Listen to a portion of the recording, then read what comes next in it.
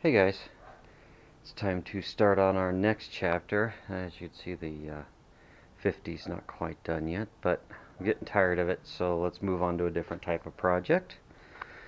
We got here his dad's 65 Chevelle, and when we put the motor in and that new tranny for him, that's a small block 396 at Dynodet 490.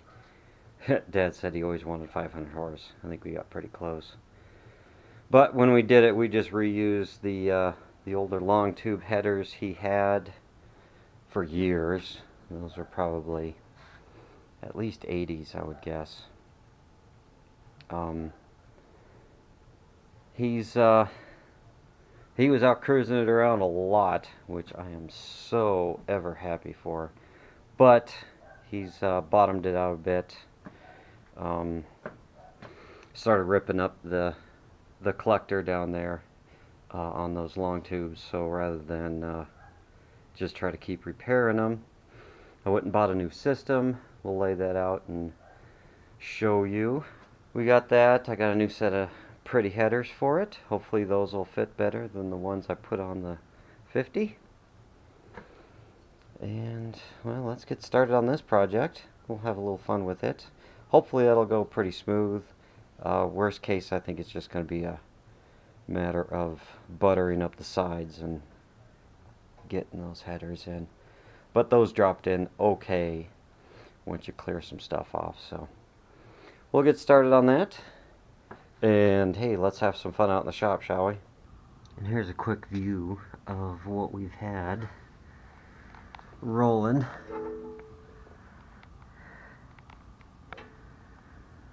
So the main exhaust pipes Dad had done locally, God, I bet in the 80s. The rear over the axle had actually rusted through. One of the mufflers went bad, so we were looking at it and he was like, well, I just want to drive it.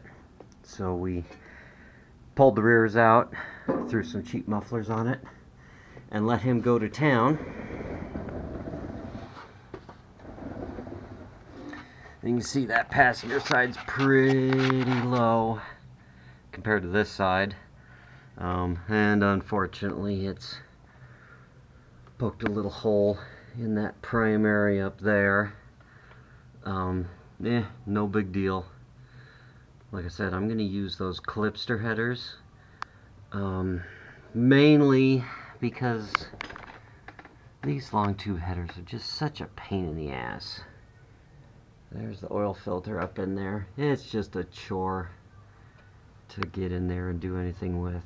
So, well, we're going to cut all this out. I may have to play with the transmission cross member a little bit. Maybe build a new one. I don't know. We'll see. Because I want to get it tucked up nice and high. So we'll see how that works out for me. Alright, got the old stuff out. These are those headers I picked up off of Amazon.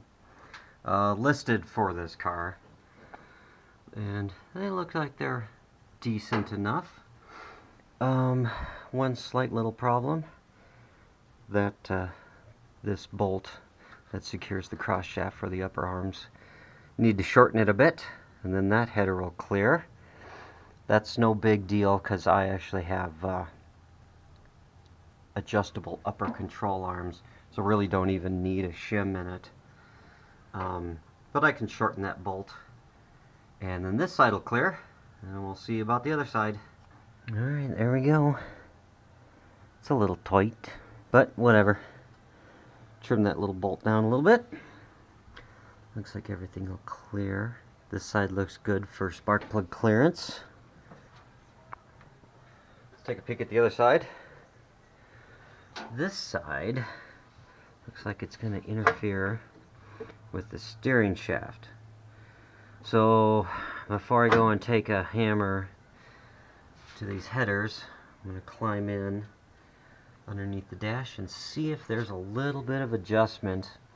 Maybe I can move the column just a little bit outboard So we'll see how much clearance we can get, and give her another shot. Oh, I gotta put that valve cover back on.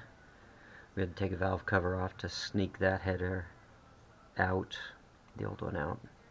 Well, that's big negative Ghost Rider. These earlier cars do not have another like universal joint, like a bending action in them. It's one big solid column. So that guy is not going to wiggle over. I guess that leaves us with the BFH just on the outside of that one tube to gain us a little more wiggle room. Well, got a little mark here. Steering shaft wants to go right through there. Weapons of destruction. So let's see how this is going to go.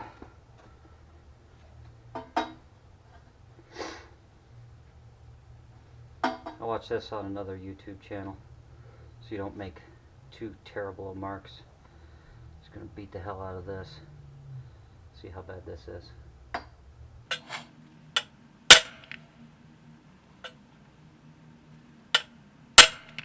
Let's give it a shot. Well, here's where I'm at.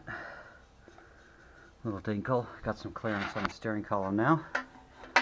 However, right there, I've just started smacking it a little bit. It is hitting the frame. I'll sneak up on it. Let it, just so I can get some clearance. That appears to be doing okay. Well, if I crack that weld, I guess I get to practice welding TIG and stainless steel, huh? Well, the destruction continues. Make that big enough to start clearing where the lower A-arm goes in. And then this starts to hit the cross-member part where it goes under the motor. Oh well. You know, I don't know. You see where guys have to beat up $400 headers, so I guess I don't feel too bad over a pair of headers that are $100 that I probably couldn't build for this. The beatings will continue until morale approves.